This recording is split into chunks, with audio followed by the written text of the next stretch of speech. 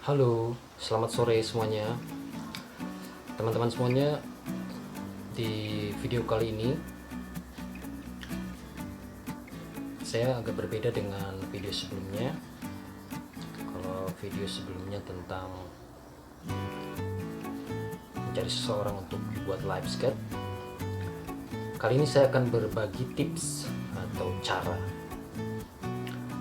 cara untuk menjadi ikhlas, cara mengikhlaskan sesuatu, ataupun tutorial untuk mengikhlaskan sesuatu. Saya yakin di luar sana kamu semuanya banyak yang sudah jauh lebih mengerti, lebih paham, dan pastinya banyak yang sudah belajar formal atau informal, banyak membaca artikel-artikel baik buku manual maupun buku elektronik yang bisa didapat dari media sosial atau bertebaran di Google. Nah, kali ini saya akan berbagi tips sederhana dan simpel, walaupun prakteknya tidak akan sesimpel apa-apa yang saya ucapkan sekarang, karena apapun semua butuh latihan, semua butuh proses. Nah, bagaimana caranya? Caranya adalah sebelum dilanjut mengenai caranya, jangan lupa subscribe, like, dan juga komen, karena itu berarti banget buat saya sebagai YouTuber pemula, YouTuber amatir. Jadi saya berharap keikhlasannya untuk menekan tombol like, subscribe, dan juga komen. Ini kan kita temanya keikhlasan, jadi mari kita sama-sama ikhlas. Saya ikhlas berbagi, menginspirasi, tapi itu semua kembali kepada kamu semua juga. Tidak ada paksaan di sini, tapi gerakan hati kita masing-masing. Oke, ya sudah, disentuh tombol subscribe-nya, tombol like-nya. Kita lanjut. Oke, cara saya adalah agak tidak umum, agak terdengar aneh, dan mungkin agak terkesan jorok. Cara saya adalah terinspirasi dari yang namanya BAB. BABA, BEB, jadinya Bob. Iya, Son, lu nggak akan ngerti, Son. Jadi kenapa BAB? Ketika kita BAB, itu akan selalu diawali dengan yang namanya rasa mules, alarm tubuh, alarm alamiah dari tubuh kita untuk menggerakkan kita menuju tempat tersembunyi untuk membuang sesuatu. Dari namanya saja sudah BAB, buang air besar. Berarti sesuatu yang harus dibuang. Ketika kita mencoba untuk menahan sesuatu yang harus dibuang itu, pasti akan sangat tidak nyaman, tidak enak, dan lama-lama kalau kita sering terlalu menahan BAB akan menjadi penyakit. Nah, begitupun ketika kita sandingkan inspirasi ini kepada kejiwaan kita, artinya kotoran-kotoran jiwa itu akan menjadi beban hidup menjadi suatu hal yang membuat tidak enak. Jiwa kita tidak enak, galau, stres, pusing, sakit hati jadinya. Maka itu disebut oleh banyak orang juga sebagai penyakit hati.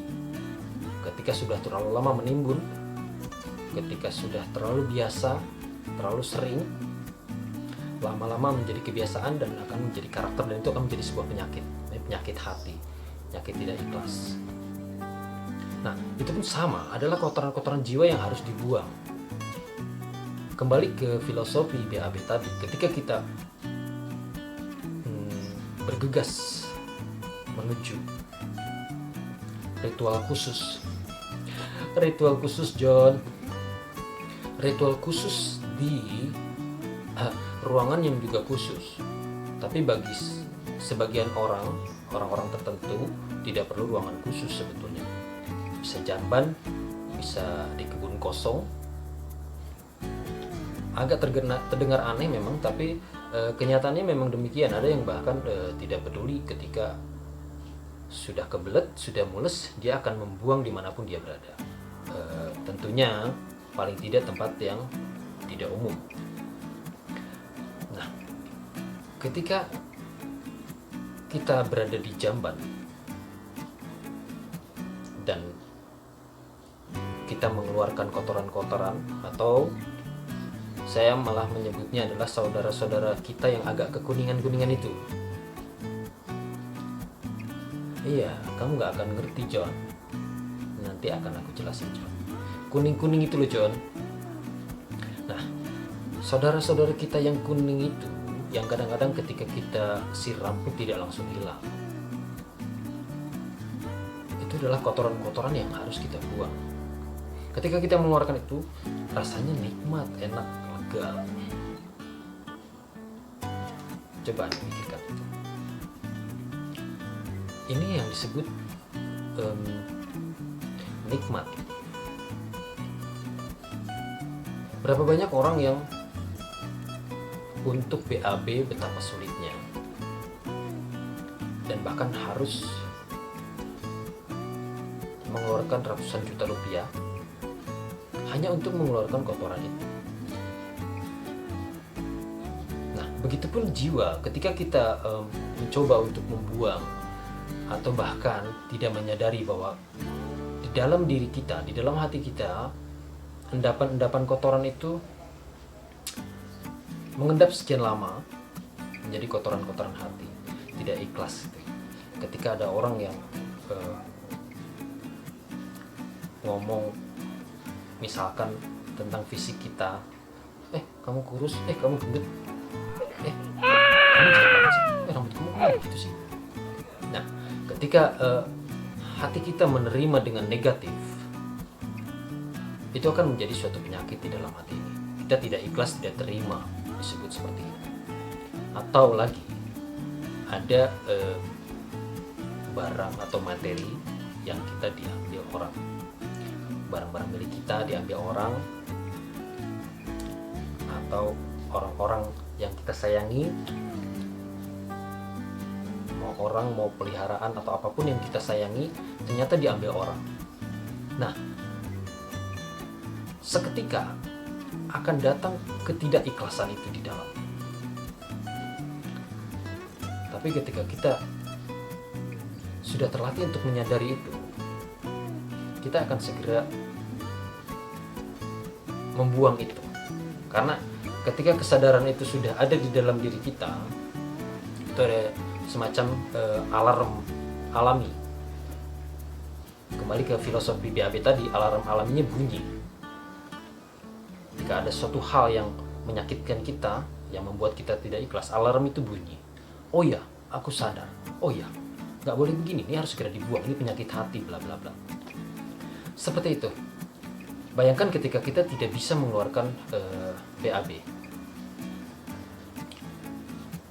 kita bela-belain beli apalah, pencahar lah atau apapun supaya bisa keluar. Sama prinsipnya ketika jiwa kita mules, Atau bahkan ada juga yang tidak mules, tahu-tahu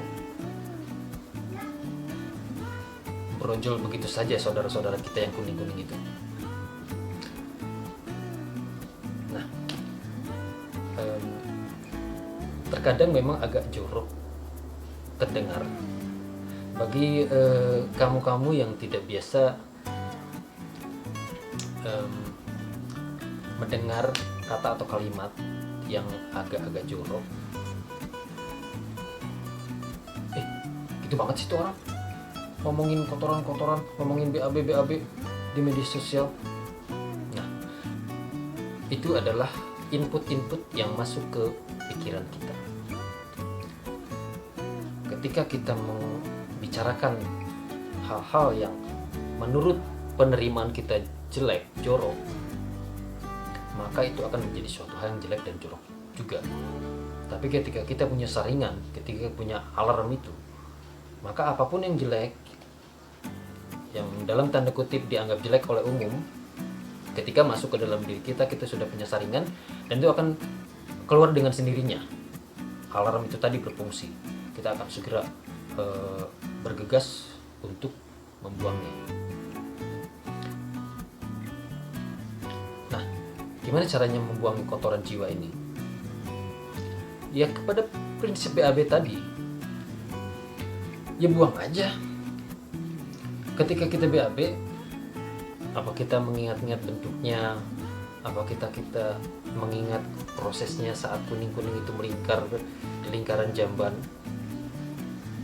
atau apakah kita juga mengharapkan kuning-kuning itu masuk lagi ke badan kita? Tentu tidak. Tentu tidak. Gak mungkin kan?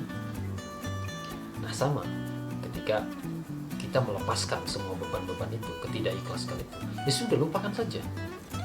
Just let it flow. Lepasin aja. Karena dengan melepaskan seperti itu, kita akan lega, nikmat, enak. Lain halnya kalau kita tetap ingin memelihara kekesalan, kepusingan, kedongkolan, ketidakikhlasan itu, lama-lama akan menjadi penyakit hati, dan itu akan berpengaruh kepada fisik lama-lama. Karena penyakit hati ini ketika semakin lama, semakin banyak, semakin ditumpuk, lama-lama fisik kita lah yang akan kena. Oke, saya tidak lupa untuk ingatkan kembali untuk like dan subscribe. Karena kalau like dan subscribe saya, dijamin pahalanya banyak, bro. Teman-teman yang merasa dekat dengan saya pasti pengen lempar saya pakai gepokan merah-merah itu loh. Nanti saya kirim rekeningnya ya, bro. Japri aja. Oke. Iya, bener mau. Jadi kalau like, subscribe saya, pahalanya banyak. Ya, gigi. Oke, sekian tips dari saya. Moga-moga bisa bermanfaat dan bisa cocok dengan Anda. Cara untuk menjadi ikhlas. Terima kasih. Selamat siang.